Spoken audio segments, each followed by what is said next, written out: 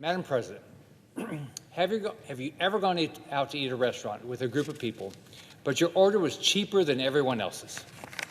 Maybe you weren't as hungry, or the restaurant the group picked was more expensive than you could afford, so you were selective about what you ordered. Then when the check comes, someone suggested the group split it evenly. Now, what's your immediate reaction? You're upset, of course, because you ordered the salad, not the filet mignon, or you drank water, not the expensive bottle of wine. You ordered what you wanted, and they ordered what they wanted. You shouldn't be on the hook for their cost. Sadly, Madam President, this illustration is far too real, as last month Joe Biden announced that he would cancel billions of dollars in student loans. Now, let's be clear. He isn't canceling student debt. No, he's transferring that debt to every American taxpayer. Now, a construction worker in Florida is having to foot the bill for the loans of a Harvard grad, which they voluntarily accepted for an education they received. So here's what Democrats are trying to say to that construction worker. You didn't go to college? Democrats don't care. You'll pay the debt of lawyers and doctors, and you'll pay for those who want PhDs in poetry. Talk about poetic injustice. You went to community college or a state school and worked to graduate debt-free. Tough luck. Joe Biden wants you to pay for the advanced degrees of the privileged few. Your tax dollars are now the money pot for other people's student debt. Of course, Joe Biden's plan doesn't even begin to address the real reason of rising higher education costs. That is universities' decades-long practice of unnecessarily raising tuition. As governor of Florida, I addressed that problem and challenged our universities to keep education affordable. Look at the University of Florida. Undergraduate tuition and fees for this academic year are less than $6,500, and it's the 5th best public university in the country. You'll get a fantastic education there.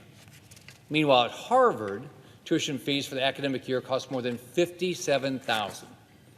There are ways to make education affordable, but Democrats and elites aren't interested in those solutions. That's why Joe Biden is engaging in this reckless move, even though he doesn't solve the real issue and even though he lacks the proper constitutional authority. Everybody knows this. That's why in July of this year, Nancy Pelosi herself denied the president had such power. When asked, she said, quote, "The president can't do it. That's not even a discussion."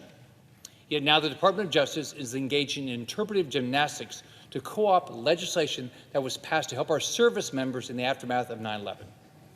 It's a desperate attempt to stretch a good law well beyond its intent so Joe Biden can give handouts to his liberal voters in Harvard pals.